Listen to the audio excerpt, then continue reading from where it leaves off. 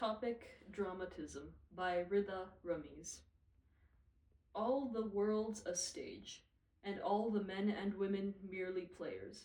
They have their exits and their entrances, and one man in his time plays many parts.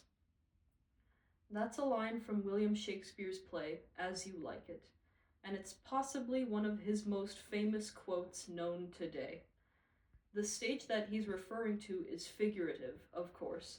It's part of an extended metaphor he uses to compare the different roles a person may adopt to the different parts an actor can play. However, many years after Shakespeare's lifetime, Kenneth Burke, a 20th century American literary and rhetorical theorist, took the idea of people as actors on a stage a bit more literally. He asked himself difficult questions, such as what motivates people to behave the way that they do? What informs the decisions they make? What drives them to make decisions in the first place? With such questions at the forefront of his mind, Burke developed a communication theory that we now call dramatism. As the name suggests and our textbook states, dramatism conceptualizes life as a drama, and people in a society as actors playing their respective parts.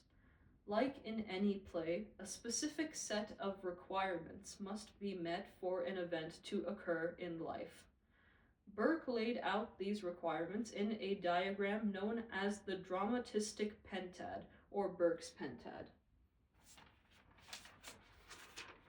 These included an actor, a scene, an action, the means by which an action may take place, and a purpose.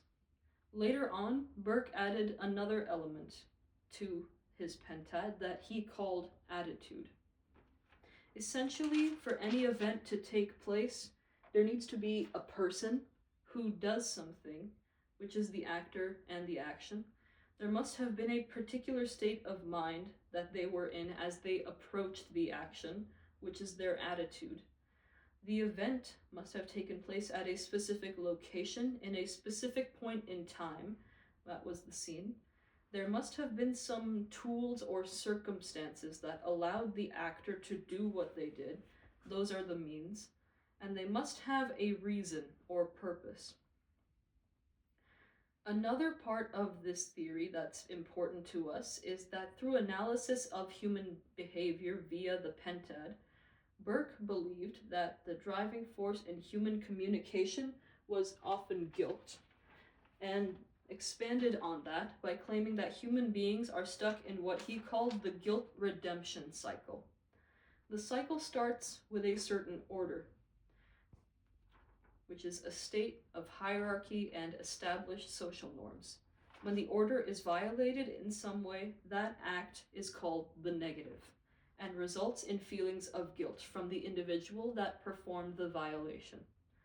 The individual is then driven to purge themselves of that guilt, which is called purification. Burke introduced the ideas of mortification and scapegoating as two ways people deal with guilt. Mortification is the punishing of oneself to get rid of guilt, while scapegoating is the transferring of that guilt onto someone else. Burke also coined the term victimage to describe the process of absolving oneself of guilt by using a victim as a scapegoat. After purification is complete, the individual reaches redemption, where they are able to return to a new social order and the cycle begins again. Burke sees all human communication as a continuous act of guilt purging through symbolic means of purification. Dramatism also suggests that social actors are most successful when they provide their audience with a means of purging their own guilt. Summarized, we are all part of a society with certain rules. When we break one of those rules, we feel guilty, and we feel the urge to get rid of that guilt. We do so either by punishing ourselves until we feel like we've atoned, or we blame someone else, absolving ourselves in the process and transferring the guilt onto them. Once that's done, we can return to society as usual, until we perform another violation, starting the cycle again. Some roles that I've played over the course of my own life include that of the daughter, the older sister, the student, the volleyball player, the school friend, the family friend, the friend, the cousin, and many others. Within each of these roles, I have been the actor on Burke's pentad. As an older sister, an example of an action I took is that I helped my younger brother with his algebra homework, the scene for which was in his room right after dinner. He had the equipment, such as pencils and paper, and I had free time, which were the means through which I could help him.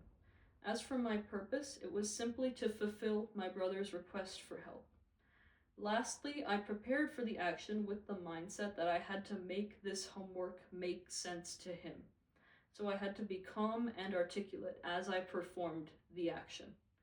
If you were to analyze these elements, you might determine that my motivation was my love for my brother, or that I was getting paid to help him, or a number of other conclusions that you may reach.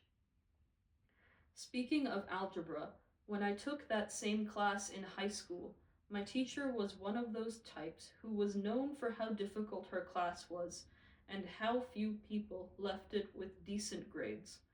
There was one particular test that I remember where the class average came out to about a 63, and she gave a lecture the next day about how none of us were trying hard enough and that we needed to do better. I remember how confused I was by that remark, because surely if the problem is class-wide, it must be a problem with how we're being taught rather than a problem with ourselves. Looking back on it now, my teacher's response fits the guilt redemption cycle. She was part of a group, which were the faculty, who were expected to help their students get decent grades on the tests that they took. When that didn't happen, she must have felt some sort of guilt and chosen to purge herself of it by making us her scapegoats, which could be an example of victimage if you think about it, allowing her to carry on as she always has. In the South African Review of Sociology, KU published Waiting for a Hero, Dramatism Analysis in South Africa's ICT Development in 2022, the citation for which is in the description of this video. In this article, they use dramatism analysis to examine South Africa's ICT development, which is the process of using information and communication technologies to improve economic, social, and political progress in the wake of the Fourth Industrial Revolution. The article examines the various powers involved in this development and the roles they play in a dramatistic mindset.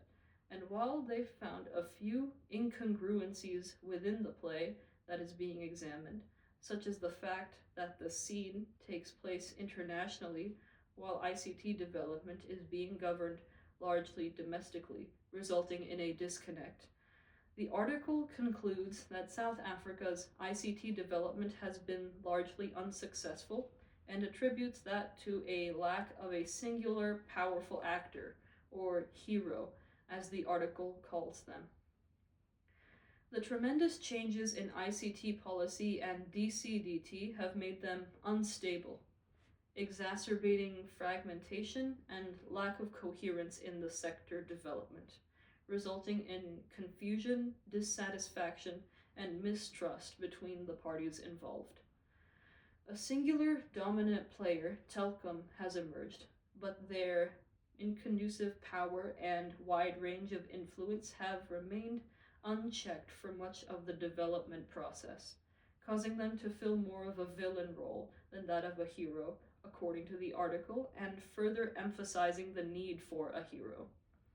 The article ends by encouraging its readers to critically and comprehensively reflect on the history of the ICT experience, both within South Africa and elsewhere, and reiterating the urgent need for heroes for the sake of South Africa's ICT development. Dramatism is a theory with a rich and complicated history of development. It compares life to a play, looking at the who, what, when, where, why, and how of the decisions that people make, and forges that analysis into a tool used to find a person's motivation. Through the use of that tool, it posits that a lot of communication revolves around the purging of guilt, and proposes that we behave in a cycle of joining a society with certain social norms, violating those norms, the onset of guilt, the purging of that guilt, and the rejoining with society. Perhaps with these ideas in mind, we can all learn to better communicate with each other.